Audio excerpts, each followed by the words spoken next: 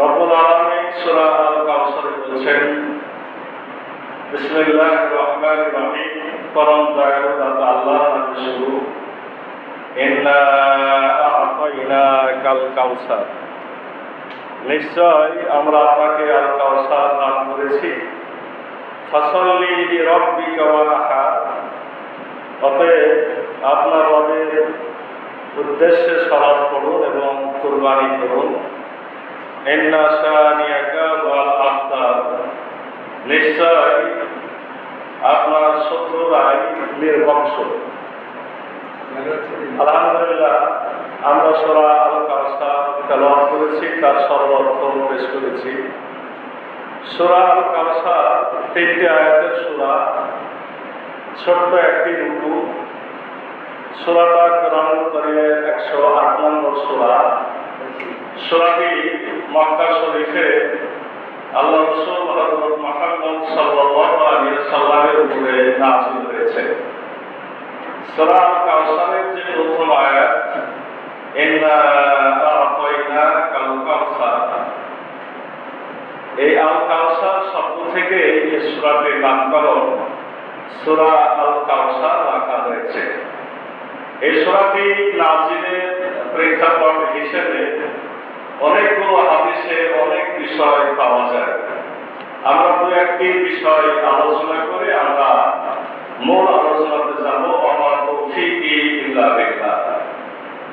আল্লাহ রাসূল হযরত মুহাম্মদ সাল্লাল্লাহু আলাইহি ওয়াসাল্লামের সন্তান, আমরা সর্বমোট 7টি সন্তানের খবর পাই। প্রথম সন্তান ছিলেন কাসেম, এজন্য রাসূল সাল্লাল্লাহু আলাইহি ওয়াসাল্লামের আরো এক নাম আবুল কাসেম। আল্লাহ রাসূল সাল্লাল্লাহু আলাইহি ওয়াসাল্লামের দ্বিতীয় সন্তান হলো কন্যা সন্তান যায়েদ রাদিয়াল্লাহু আনহা। তৃতীয় সন্তান আব্দুল্লাহ। এরপরে পরপর 3টি আবার কন্যা সন্তান উম্মে কুলসুম, ফাতেমা এবং রুকায়া রাদিয়াল্লাহু আনহুমা। এই 6 সন্তান মা খাদিজাতুল কুবরা রাদিয়াল্লাহু আনহার ঘরে, অর্থাৎ প্রথম স্ত্রী মা খাদিজাতুল কুবরা রাদিয়াল্লাহু আনহার ঘরে এই 6 জন সন্তান জন্মগ্রহণ করেছে। আরো একজন সন্তানের খবর আমরা পাই। সে সন্তানের মা ছিলেন মারিয়া কিবতিয়া রাদিয়াল্লাহু আনহা। তার ঘরে একজন সন্তান, সে সন্তানের নাম হলো ইব্রাহিম। এই 7 জন সন্তানের আমরা খবর পাই। মক্কা শরীফ এমন একটা জায়গা, জাহেলিয়াতের জায়গা, যে জায়গাতে সে সময়ে আপনার সন্তান না থাকা, এটা হলো দুর্ভাগ্যের পরিচয়। বিশেষভাবে যার পুত্র সন্তান নাই, তার কোনো যেন সমাজের মূল্যই ছিল না। এরকম জায়গাতে আল্লাহ রাসূল সাল্লাল্লাহু আলাইহি ওয়াসাল্লামের সন্তান হলো 7 জন সন্তান তার জন্ম নিয়েছিল, কিন্তু পুত্র সন্তান একটাও বাঁচে না। তো পুত্র সন্তান যখন একটাও বাঁচে নাই, যখনই কোন পুত্র সন্তান মারা যেত, তখনই ওই কাফের মুশরিকরা আনন্দ করত, তারা মজা পেত। মানে তারা যেহেতু রাসূলুল্লাহর শত্রু ছিল, তো শত্রুর ক্ষতি হওয়া মানে তাদের আনন্দ ছিল। আপন চাচা সম্পর্কে যারা, এরা পর্যন্ত এটা নিয়ে ঠাট্টা, বিদ্রুপ, মশকরা, তিরস্কার, আনন্দ উল্লাস করত। দোষ একটাই, আল্লাহ রাসূল সাল্লাল্লাহু আলাইহি ওয়াসাল্লামের। সে দোষটি কি? যে তিনি আল্লাহর বাণী, কোরআনের বাণী, আল্লাহর ওহীর দিকে মানুষকে দাওয়াত দেন। এমনি তো তার কোনো দোষ ছিল না। তিনি আমানতদার ছিলেন, তিনি বিশ্বস্ত ছিলেন, তিনি আলামিন ছিলেন, তিনি আশাদিক। তার ব্যাপারে কোনো মানুষের কোনো ত্রুটি বিচ্যুতি ধরার মতো সুযোগই ছিল না। কিন্তু শুধুই মাত্র তিনি মানুষদেরকে ইসলামের আহ্বান করছেন, এই দোষে রাসূল সাল্লাল্লাহু আলাইহি ওয়াসাল্লামের সন্তান মারা যাচ্ছে, তাতে তারা কি করছে? আনন্দ ফুর্তি করছে।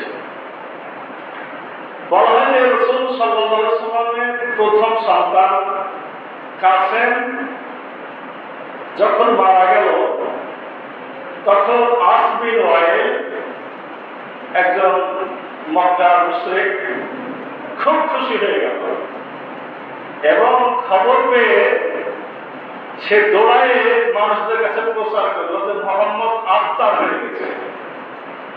আফতার শব্দের অর্থ যে যার কিছুই নাই, যার শিকড় কেটে গেছে বা যার লেজ নাই, যে পশুর লেজ থাকে না তাকে বলা হয় আফতার। যে পশুর লেজ থাকে না সে পশুর কিন্তু খুব কষ্ট হয়, লেজ দ্বারা তার অনেক উপকার হয়। তো তারা এই অর্থে আফতার করত। আর একটা অর্থ শিকড় কাটা, যে গাছের শিকড় নাই সে গাছ কি বাঁচবে? সে গাছ মরে যাবে। তাদের কথা যে তার সন্তান মারা গেল, তার মানে তার জ্বর কেটে গেল, এই কদিন লাফালাফি করবে, তারপর মরে গেলে তার নাম দেওয়া কেউ আর থাকবে না।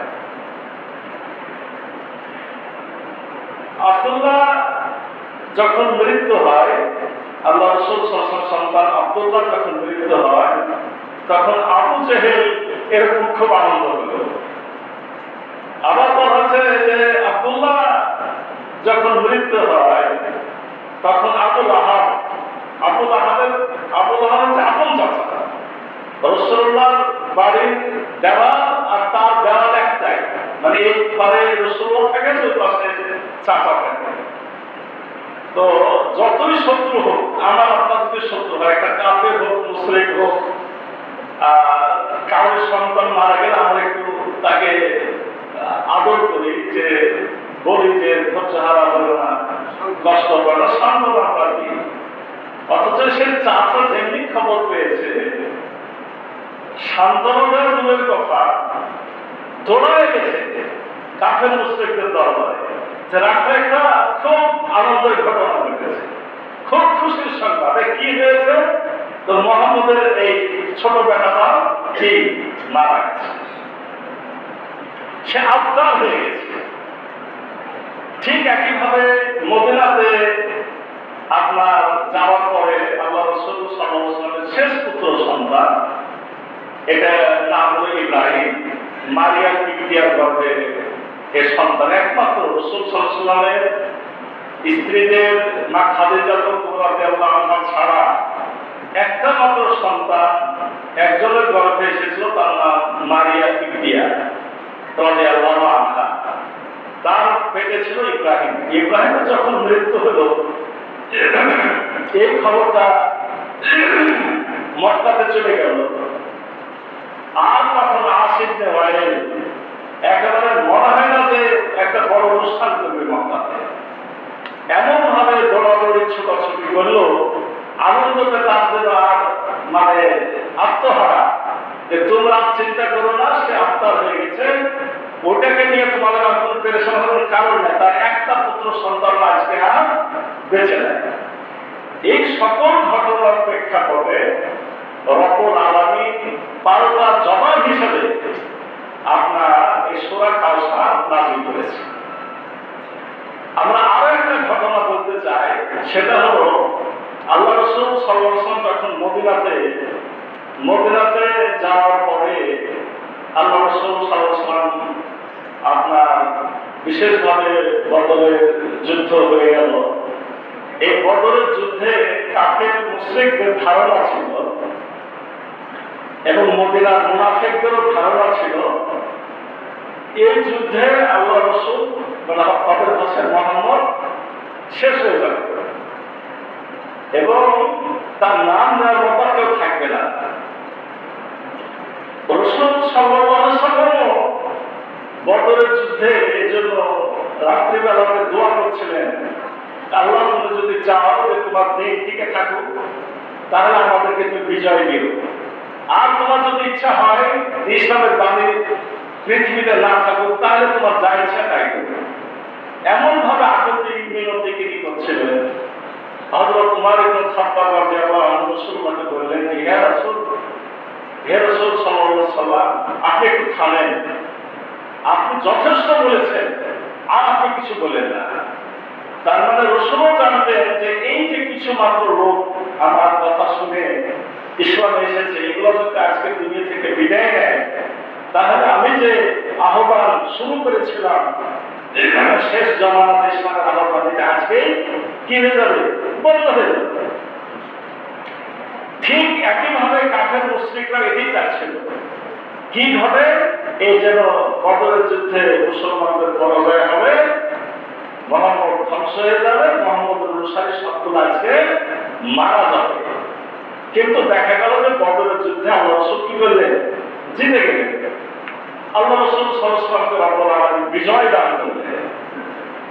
এই ঘটনাতে কাব বিন আশরাফ, সে ছিল আপনার মদিনা ইহুদি একটা বড় ব্যবসায়ী, মদিনার সে সর্দার, মদিনার সে একটা নেতা, আবার সে কবি।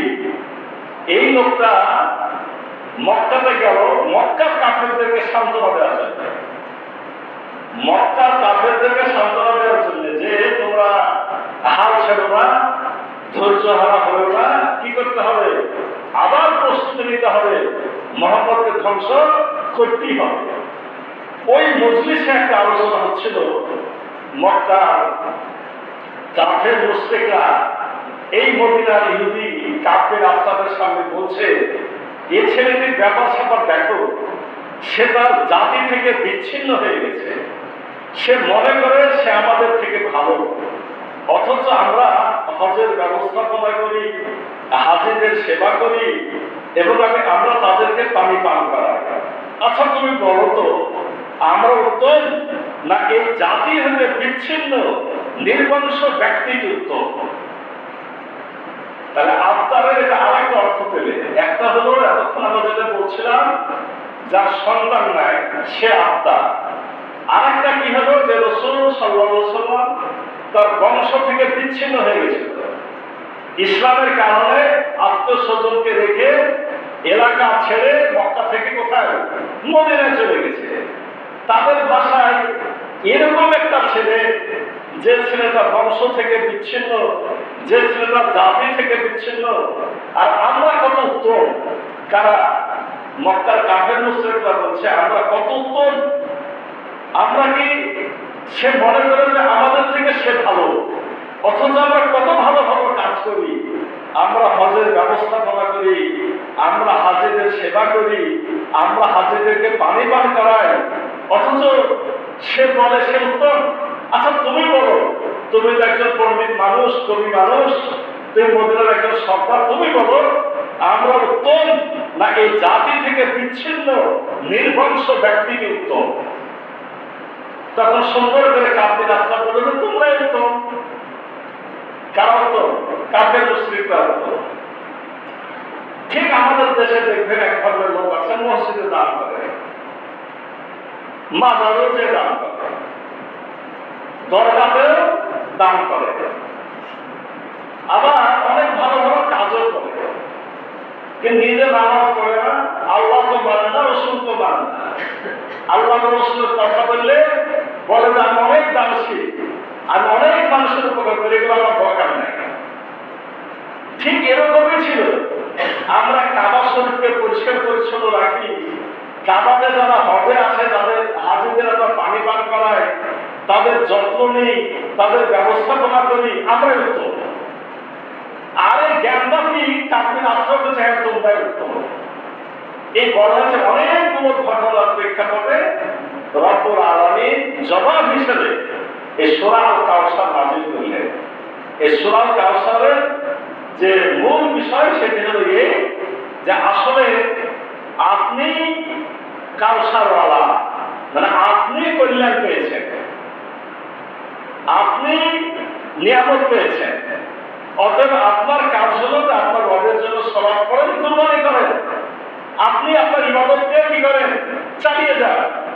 আল্লাহ বলছেন যে বরঞ্চ তোমার শত্রুরা কি লেজ কাটা নির্বংশ। এখন আমাদের আলোচনার বিষয় হবে রসুল কিভাবে নিয়ামতওয়ালা আর কাফের মুশরিকরা যারা এই যে হাজেদের পানি পান করাইতো, হজের ব্যবস্থাপনা করত, যারা বাইতুল্লাহকে আল্লাহর ঘর বলতো, তারা কিভাবে লেজ কাটা নির্বংশ, এটাই হবে এই সূরার মূল আলোচ্য বিষয়। সম্মানিত উপস্থিতি, আমরা এই সূরার মূল আলোচনার বিষয়ে যাওয়ার পূর্বে আমরা আরো একটা বিষয় জেনে নিই। আমরা এর আগে যে সূরাটি আলোচনা করেছি, সূরাটার নাম কি? সূরা মাউন। আমরা রমজান মাসের শুরুতে একটা সূরা আলোচনা করেছি, পরে দীর্ঘদিন আলোচনার সুযোগ পাইনি। ওই সূরাটার নাম ছিল কি? সূরা মাউন। প্রত্যেকটি সূরার সাথে পরের যে সূরা আল্লাহ রাব্বুল আলামিনের নির্দেশে রাসূল সাল্লাল্লাহু আলাইহি ওয়াসাল্লাম সাজিয়েছেন, এই প্রত্যেকটা পারস্পরিক সূরার মধ্যে একটা অন্তর্মিল আছে, আন্ত সম্পর্ক আছে, অন্ত যোগাযোগ আছে, যে এটার পরে কেন এই সূরা। আমরা সূরা মাউনের সাথে সূরা কাউসারের সম্পর্কটা, সূরা মাউনের পরে সূরা কি? কাউসার। আমরা সম্পর্কটাকে একটু জেনে নিই। সূরা মাউনে কি বলা হয়েছিল? সূরা মাউনের সর্বশেষ আয়াতটা ছিল মাউন, মানে তারা ছোট ছোট জিনিস এ মক্কার কাফের মুশরিকরা প্রতিবেশীকেও দিতে চায় না, দূরের লোক না, ছোটখাটো জিনিসও তারা নিজের প্রতিবেশী, নিজের আত্মস্বজনকেও দিতে চায় না। তারা এমন কৃপণ ছিল।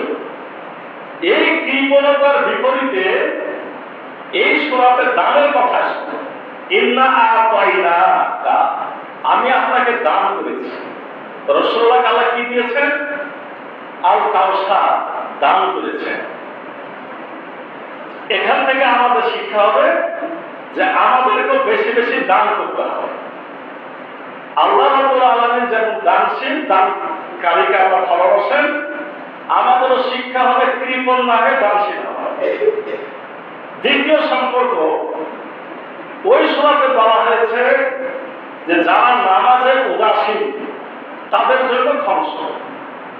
ফাওয়াইলুল লিল মুসাল্লিন আল্লাযিনা হুম আন সালাতিহিম সাহুন। ওই মুসল্লিদের জন্য দুর্ভোগ যারা সালাতের ব্যাপারে অবহেলা করে। আর এই সূরাতে রব্বুল আলামিন রাসূলকে নির্দেশ দিলেন যে আমি যেহেতু তোমাকে দান করেছি, আমি দাতা, আমি তোমাকে শুধু নয় দুনিয়ার সকলকে আমি দান করি, এই নিয়ামতের শুকরিয়া স্বরূপ আন্তরিকতার সাথে একনিষ্ঠভাবে সালাত আদায় করতে হবে। এই সূরার দ্বিতীয় আয়াতে যেমন ফাসাল্লি লিরাব্বিকা ওয়ানহার, তুমি তোমার রবের উদ্দেশ্যে সালাত আদায় করো এবং কুরবানি করো। কুরবানিটা আমার দানের পর্যায়ে চলে যায়। কুরবানি কেন মানুষ করে? কুরবানি এজন্য করে নিজের সর্বোচ্চ ত্যাগ স্বীকারের একটা প্রমাণ দেয়, আর নিজের সর্বোচ্চ ত্যাগ স্বীকারের মাধ্যমে আবার সেই জায়গা থেকে গরিব মিসকিনকে আবার কি করে? দানও করে। তাহলে নামাজের ব্যাপারে উদাসীনের কথা বলা হয়েছিল মাউনে, আর এই সূরাতে বলা হলো যে রব্বুল আলামিনের নিয়ামতের শুকরিয়া স্বরূপ আন্তরিকভাবে একনিষ্ঠভাবে সালাত আদায় করতে হবে। আগের সূরা মাউনে ছিল যে মানুষেরা যারা লোক দেখানোর ভালো কাজ করে বা লোক দেখানোর নামাজ পড়ে, তারা মূলত দিনকে কি করে? অস্বীকার করে। আর এই সূরাতে রব্বুল আলামিন শিক্ষা দিলেন যে রবের জন্যই, অর্থাৎ ইখলাসের সাথে একমাত্র আল্লাহকে খুশি করার জন্যই কি করতে হবে? ফাসাল্লি, আপনার সালাত আদায় করতে হবে, লিরাব্বিকা রবের জন্য, ওয়ানহার এবং কুরবানি করতে হবে। অর্থাৎ লোক দেখানোর কাজের কথা ছিল মাউনে, আর এখানে বলা হলো যে রবের সন্তুষ্টির জন্য কি করতে হবে? কাজটা করতে হবে। 4 নম্বর সম্পর্ক হলো যে সূরা মাউনের যে মাউন শব্দটা, এর দ্বারা ন্যূনতম একেবারে অল্প স্বল্প দান সৎকার করা, এই বিষয়ে কিন্তু আহ্বান করা হয়েছিল। কেউ কিছু না পারলেও অল্প তো পারবে, এই জন্য মাউন শব্দটা নিয়ে আসা হয়েছিল।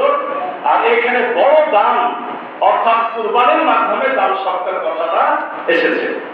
আসলে আমরা সূরা মাউনের সাথে সূরা কাউসারের সম্পর্ক বলার পরে আমরা এই সূরার মূল বিষয়বস্তু মূল শিক্ষা নিয়ে আলোচনা করতে চাই। মূল শিক্ষা আলোচনা করার আগেই এই সূরার যে আয়াতগুলো আমরা সরল অর্থ বলেছি, এর কিন্তু আপনার শব্দগত অর্থগুলো একটু জানতে হবে, বুঝতে হবে। রব্বুল আলামিন প্রথমে যে শব্দটা ব্যবহার করলেন, ইন্না, নিশ্চয় আমরা, নিশ্চয় আমরা, মানে এখানে কোনো সন্দেহ নাই, এখানে কোনো সন্দেহ নাই যে নিশ্চয়ই আমরা আপনাকে নিয়ামত দিয়েছি, প্রসাদ দিয়েছি। ঠিক শেষ আয়াতে যে কথাটা, নিশ্চয়ই আমরা ঘোষণা করছি ওই মক্কা কাফের মুশরিকরাই নির্বংশ। দেখেন, যখন সূরাটি নাযিল হয়েছে তখন আপনার মক্কা কাফের মুশরিকরা তখনও বেঁচে আছে, তারা মারা যায়নি। তারা তখনও ধন দৌলত, টাকা পয়সা, গর্ব অহংকার করছে। তখনও তারা বড় বড় ব্যবসা বাণিজ্য করেই বেড়াচ্ছে।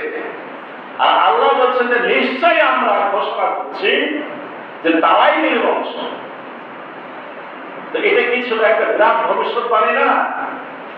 আবার আল্লাহ নিশ্চিত ভাবে বলছেন যে তুমিই টিকে থাকবে, এর একটা অর্থ তুমিই টিকে থাকবে, তারাই ধ্বংস হবে। ওরা বেঁচে আছে, অথচ আল্লাহ বলছেন ওরাই নির্বংশ।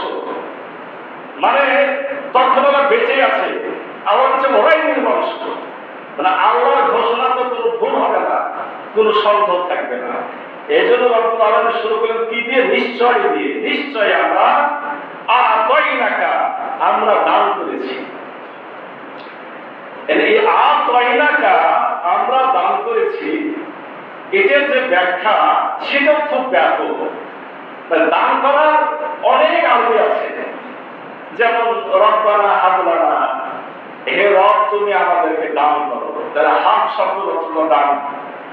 কিন্তু এখানে যে আতাইনা বলা হচ্ছে যে অত্যন্ত খুশি হয়ে, অত্যন্ত আগ্রহ নিয়ে, অত্যন্ত ভালোবাসার সাথে যে দান করা হয় সে দানকে বলা হয় আতাইনা। আমরা তোমাকে অত্যন্ত আনন্দ হয়ে, খুশি হয়ে, আমরা তোমাকে ভালোবেসে দান করেছি। কি করেছি দান? আল কাউসার। আল কাউসার মানে কাউসার দান করেছি। এই আল কাউসার মানে, কাউসার হলো কাসরা, বেশি বেশি দান করা। অত্যধিক শব্দের ব্যাপারে বলা হয় মানে কাসরুল বা কাসরা, কাসির। আমরা কাসির মানে বেশি বেশি। আর এখানে বলা হয়েছে কাউ, কাসিরও না, কাউ। এই ওয়াও শব্দ যুক্ত করার কারণে আসলে তো আমরা জানি যে রব্বুল আলামিন যে কোরআন নাযিল করেছেন চ্যালেঞ্জ করে, এর প্রত্যেকটা শব্দ, প্রত্যেকটা বাক্য গঠন রীতি এত চ্যালেঞ্জের যে ধারে কাছে কেউ কখনো ফিরতে পারেনি, পারবে না। তো শুধুমাত্র এখানে ওয়াও শব্দ দেওয়ার কারণে বলা হচ্ছে যে এর মাত্রাটা এত বেশি যে এটা কেউ কল্পনা করতে পারবে না, চিন্তাও করতে পারবে না, ভাবনাও করতে পারবে না। আর আল শব্দ দ্বারা বুঝিয়ে দেওয়া হলো এটা শুধুমাত্র রাসূলুল্লাহকে দিয়েছি, নির্দিষ্টভাবে, নির্ধারিতভাবে এর মালিকানা রাসূলকে দিয়েছি, এটা কাউকে দেব না। কি দিয়েছে আমরা পরে আসছি, আমরা শব্দার্থ শুনে।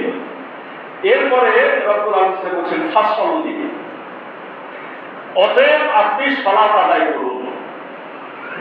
এখন বলবেন যে সালাত বলতে তো আমরা সালাত এটা কি বুঝি? সালাত শব্দটা বিভিন্ন জায়গায় বিভিন্ন অর্থে এসেছে। সালাত মানে দোয়া প্রার্থনা করা। এখানে অবশ্যই এক নম্বর হচ্ছে সালাত, সালাত হিসেবে এসেছে। আবার যারা তাফসীর কারক তারা ব্যাখ্যা করেছেন যে না, এখানে যাবতীয় দৈহিক ইবাদত। আমরা মূলত কয় রকমের ইবাদত করি? দুই রকমের, একটা দৈহিক ইবাদত আর একটা কি আর্থিক ইবাদত।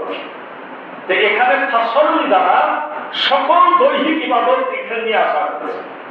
যে আপনাকে যেহেতু আমি এত বড় নিয়ামত দিয়েছি, আপনার দায়িত্ব শুধু আমারই জন্য, সল্লি আমার জন্যই, লি রব্বিকা তোমার রবের জন্যই কি করো, ফাসল্লি আমি নির্দেশ দিচ্ছি, লি রব্বিকা তোমার রবের জন্যই কি করো, যাবতীয় আমল বন্দেগী করো।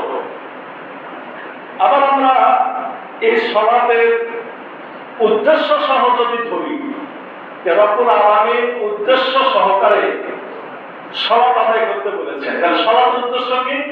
ইন্নাস সালাতা তানহা আনিল ফাহশাই ওয়াল মুনকার।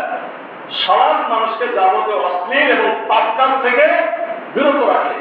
এমন ভাবে সালাত আদায় করো যাতে তোমাদের কোনো অন্যায় পাপ কাজ আর না হয়।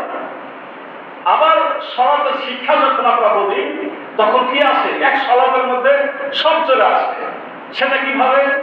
যে সালাতের শিক্ষা হলো যে সালাতের অনুষ্ঠান, মানে উঠা বসা রুকু সেজদা সঠিকভাবে সালাতে আসা, জামাতবদ্ধ হয়, এটার নাম হচ্ছে অনুষ্ঠান। সালাতের অনুষ্ঠান এবং সালাতের কথিত বিষয়গুলো থেকে যাবতীয় শিক্ষা গ্রহণ করে সে শিক্ষা অনুযায়ী নিজেকে গঠন করা, সমাজকে গঠন করা, রাষ্ট্রকে গঠন করা, বিশ্বকে গঠন করা। তাহলে সালাতের শিক্ষার মধ্যে আবার কি আছে? সালাতের শিক্ষার মধ্যে গোটা কোরআনটাই আছে। তার মানে এক সল্লি দ্বারা রব্বুল আলামিন আল্লাহ রাসূলকে যা বুঝিয়েছেন এটা ব্যাপক থেকে ব্যাপকতর। আমরা যদি শুধু সালাত আদায়টা বুঝি তাহলে গোটা বিষয়টা কিন্তু এর মধ্যে চলে আসবে। আর কি বলা হচ্ছে? অনাহার এবং কুরবানি করবে। এই যাবতীয় আর্থিক ইবাদত বলা হয়েছে এর মধ্যে। নহর বলা হয় আসলে উটকে কুরবানি করা, গলাকে জবাই করে যে কুরবানি করা, মানে উটকে দাঁড়ানো অবস্থাতেই আপনার দাঁড়িয়ে থেকে তার গলাতে বল্লম দিয়ে তার গলাটাকে কেটে দেওয়া হয়। সে শুতে চায় না, ওই রক্ত পড়তে পড়তে পড়তে একসময় সে এমনিতেই পড়ে যায়। এটাকে বলা হয় নহর করা, অত্যাধিক রক্ত প্রবাহিত করা। এর দ্বারা বড় শিক্ষা হলো যে ইসলামের কাজ করতে যে প্রয়োজনে নিজের গোটা শরীরের রক্তকে প্রবাহিত করে দিতে হবে। কুরবানি হলো সর্বোচ্চ ত্যাগ শিকারের নমুনা। আল্লাহ রাব্বুল আলামিন এই কুরবানি আমাদের আমল এসেছে কোথা থেকে? সেই হযরত ইব্রাহিম আলাইহিস সালাম হযরত ইসমাঈল আলাইহিস সালামকে জবাই করেছিলেন, কুরবানি করেছিলেন সেখান থেকে। তার মানে এক সালাত এবং আর নহর দ্বারা একটা ইসলামের বিশাল ঐতিহ্য, একটা বিশাল করণীয় কাজের কথা রব্বুল আলামিন এই একটা আয়াতে বলে দিয়েছেন। সর্বশেষ খেয়াল করেন যে প্রথমে শুরু হয়েছিল ইন্না আতাইনাকা, নিশ্চয় আমরা আপনাকে দান করেছি। ওই ইন্না দিয়ে কিন্তু শেষ আয়াতের ইন্না চলে আসে। গোটা সূরাতে রব্বুল আলামিন নিশ্চয় এক নিশ্চয় বললেই হয়ে যেত না, আল্লাহ আবার বলছেন ইন্না, নিশ্চয় সামিয়াকা, তোমার শত্রুরা হুয়াল আবতা, ওরাই হলো লেজ কাটা। মানে নিশ্চয় নিশ্চয় নিশ্চয় বলছি যে আপনি নিয়ামত প্রাপ্ত, আর ওরাই লেজ কাটা, ওরাই কি? ওরাই হলো নির্বংশ। এখন আছেন এই যে সামিয়াকা বলা হলো আরবি শব্দের, এখানে অনেকগুলো অর্থ আছে। অনেকগুলো অর্থের মধ্যে শত্রু শব্দে সামিয়া ব্যবহার করা হলো, কিন্তু কোরআনে আদুবুল শব্দ যেটা আছে, আদুবুল মানে শয়তানকে বলা হয়েছে আমাদের শত্রু, ওখানে বলা হয়েছে আদুবুল, শয়তান তোমাদের শত্রু। আবার বাগী, বাগীও বলা হয় শত্রুকে। কিন্তু রব্বুল আলামিন যেখানে সানিয়া শব্দ ব্যবহার করেছেন, এই সানিয়া বলা হচ্ছে যে এর সাথে আদুবুল বাগী দুটোই যুক্ত। তার আদুবুল শব্দের অর্থ কি? বলা হচ্ছে যে সবসময় আপনাকে কষ্ট দেয় বা আপনি কষ্টে থাকেন এটা চাই, তাকে বলা হয় আদুবুল। আর বাগী কাকে বলা হয়? সে শুধু আপনাকে কষ্ট দেয় না, আপনাকে প্রচন্ড ভাবে ঘৃণা করে। তার মানে আদুবুলের থেকে বাগী আরো খারাপ। আর আদুবুল এবং বাগীর থেকেও খারাপ হলো কি? এই সানিয়া। আর বুলবুল এবং বাগি থেকেও খারাপ হলো সানিয়া। সানিয়ার অর্থ হলো যে এত ভয়ঙ্কর যে শুধু সে শত্রু নয়, সে শুধু কষ্ট দেয় না, সে সবসময় তোমার কষ্ট চায়, আবার তোমাকে প্রচন্ড ঘৃণা করে এবং যতটুকু প্রকাশ করে ততটুকু সামান্যই করে। মানে তারা যতটুকু প্রকাশ করে এর থেকে ভিতরে তাদের আরো বড় বড় জ্বালা, আরো বড় কষ্ট, তোমাকে ধ্বংস করার চিন্তা তারা সবসময় পেশ করেই থাকে এবং তারা সুযোগ পেলেই তোমার ক্ষতি দেখে আনন্দ করে। মানে এই ভয়ঙ্কর শত্রুকে বলা হচ্ছে সানিয়া। আর আল্লাহ বলছেন যে সানিয়া কারা ছিল? আল্লাহ রাসূল সাল্লাল্লাহু আলাইহি ওয়াসাল্লামের সময়ে যারা আল্লাহ রাসূলকে কষ্ট দিয়েছে, ওই মক্কার কাফের মুশরিক যারা আনন্দ করেছে, তারা এরকম ভয়ঙ্কর খারাপ ছিল এবং তারাই হলো নিষ্কাটা, তারাই হলো নির্দোষ। সম্মানিত উপস্থিতি, আজকে একটা বিষয় খেয়াল করলে যে শুধুমাত্র আরবি শব্দের অর্থ নিয়ে যদি আমরা চিন্তা ভাবনা করি তাহলেই কোরআনের তাফসীর কিন্তু হয়ে যায় না, মোটামুটি ভালো হয়ে যায়। শুধু থাকে হয়তো সারা নজুল, কিছু ব্যাখ্যা, ওই সময়ের পরিবেশ পরিস্থিতি, কিছু শিক্ষা। আমরা মোটামুটি শাব্দিক অর্থ দিয়ে মোটামুটি ব্যাখ্যা এখানে শেষ করলাম। এখন আমরা আসি ওই জায়গাতে যেটা বলছিলাম যে আ'তাইনাকা, রব্বুল আলামিন বলছেন যে আপনাকে আমি দান করেছি। কি দান করেছি? আল কাউসার। আমি কাউসার দান করেছি। শেষেরটা দিয়ে শুরু করি। শেষেরটা এই জন্য বলছি যে আমরা স্বাভাবিকভাবে জানি যে আল কাউসার মানে একটা ঝর্ণা, কিন্তু বিখ্যাত বিখ্যাত তাফসীরে বলা হচ্ছে যে রাসূল সাল্লাল্লাহু আলাইহি ওয়াসাল্লামকে জান্নাতে যে কাউসার দান করা হয়েছে, এটা হলো অনেকগুলো কাউসারের একটা অংশ। মানে ওটা নামই আল কাউসার ঝর্ণা, কিন্তু কাউসার বলতে শুধু ওই জান্নাতের ঝর্ণাকে বুঝায় না। কাউসার অর্থ বুঝায় আল্লাহ রাসূলকে যত রকমের দান করা হয়েছে, যত রকমের নিয়ামত দেওয়া হয়েছে, সবগুলাকে কি বলা হয়? সবগুলাকেই কাউসার বলা হয়। আমরা সূরা যখন আপনার পড়ে এসেছি, এই যে সূরা দুহা, সূরা দুহা এবং সূরা নাসরা, আমরা ওই সূরাগুলো যদি একটু আপনাদের সম্মুখে বলি আমরা আরো ক্লিয়ার হব। তবে যেটা বলছিলাম কাউসার নিয়ে আগে কথাটা শেষ করি। বলছিলেন যে রাসূলকে যত রকমের নিয়ামত দেওয়া হয়েছে তার মধ্যকার একটা নিয়ামত কাউসার, কিন্তু আরো অনেক নিয়ামত আছে এবং সকল নিয়ামতকে একসাথে করে রব্বুল আলামিন এখানে আল কাউসার শব্দটা কি করেছে? ব্যবহার করেছে। কাউসার যে ঝর্ণা আপনার রাসূল সাল্লাল্লাহু আলাইহি ওয়াসাল্লামকে জান্নাতে দেওয়া হয়েছে, রাসূল সাল্লাল্লাহু আলাইহি ওয়াসাল্লাম এটা মেরাজে যে দেখে এসেছেন। মেরাজে রাসূল সাল্লাল্লাহু আলাইহি ওয়াসাল্লাম দেখে এসেছেন। রাসূলুল্লাহ যে জান্নাত, রাসূল যে জান্নাতে থাকবেন, সেই জায়গাটা কি আছে? এই আল কাউসার নামের ঝর্ণাটা আছে। এই ঝর্ণা রাসূল যেটা মেরাজে দেখেছিলেন, যে এই ঝর্ণার যে নিচ, মানে ঝর্ণার তলদেশ, এগুলা পানি এমন স্বচ্ছ যে ওই তলাটা দেখা যায় না। আবার পানি কেমন? দুধের থেকেও সাদা, মধুর থেকেও মিষ্টি। আবার এই পানি কেমন? এই পানি কেউ যদি একবার পান করতে পারে, মানে এই আখিরাতের জীবনে যদি আমি যাই, প্রথমে যদি কোনোভাবে পানিতে এক ঢোক খেতে পারি, আমার জীবনেও আর কোনো পিপাসা লাগবে না। যতদিন আমি আখিরাতে থাকবো, আমি আর কোনো পানি না থাকলেও এটাই আমার জন্য যথেষ্ট। মানে এমন নিয়ামত দিয়ে পানিকে তৈরি করা হয়েছে।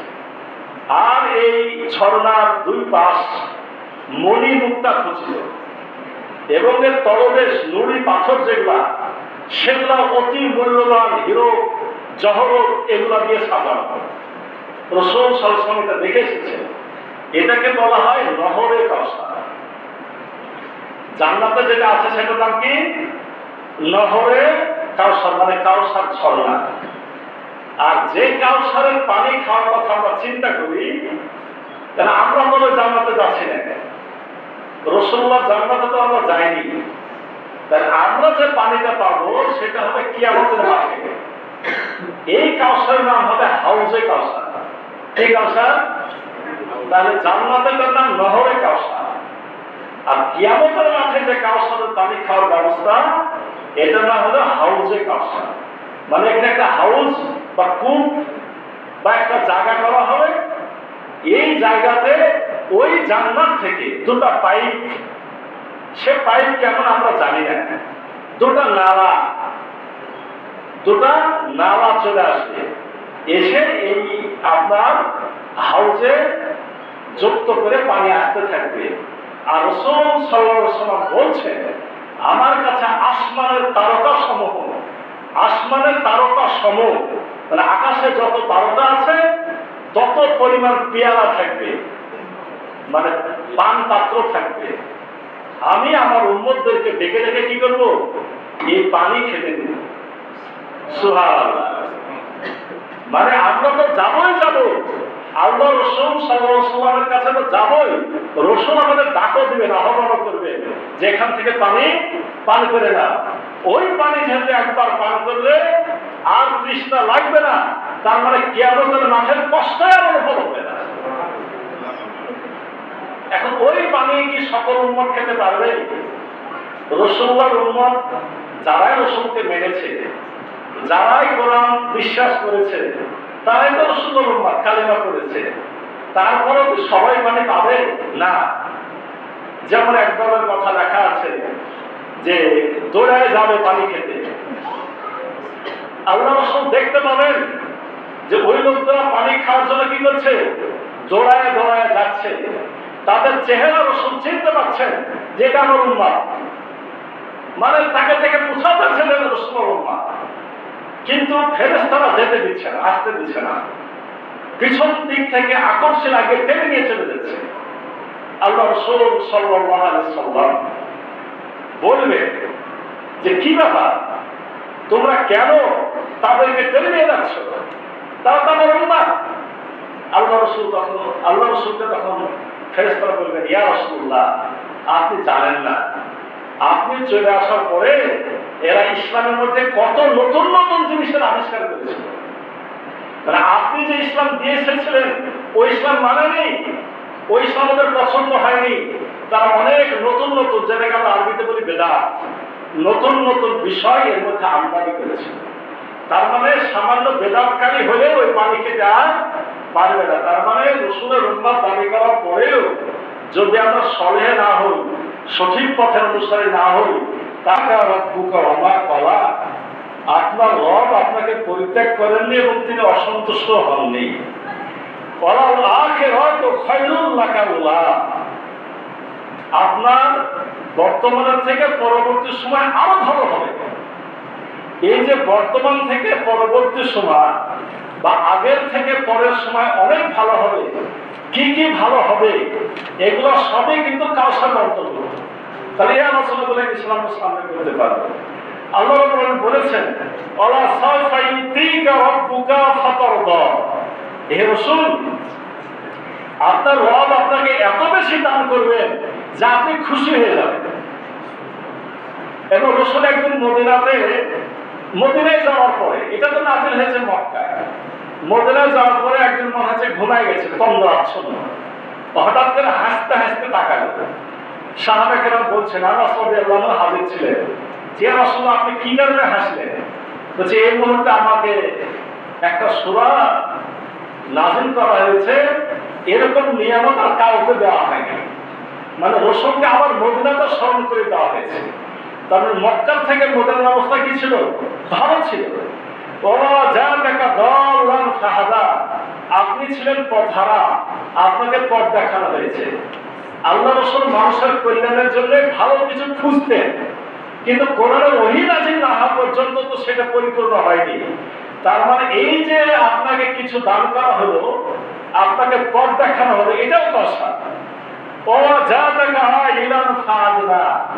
আপনি ছিলেন নিঃস্ব, আল্লাহ আপনাকে কি বানিয়েছেন? ধনী বানিয়েছেন।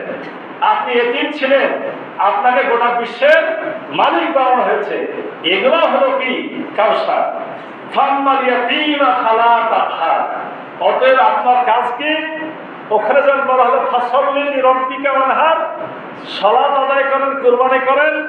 আর এখানে আল্লাহ বলছেন যে আপনার কাজ হলো এতিমের প্রতি কঠোর হবেন না। ঠিক একইভাবে সূরা নাসরাতে বলা হয়েছে আল্লাহ নাসরাহ লাকা সাদরাক, হে রাসূল আপনার বক্ষকে আমি উন্মোচিত করেছি। তো রাসূলুল্লাহর বক্ষকে উন্মোচিত করা মানে হৃদয়কে একেবারে আকাশ সম করে দেওয়া, এটাও ছিল কাউসার।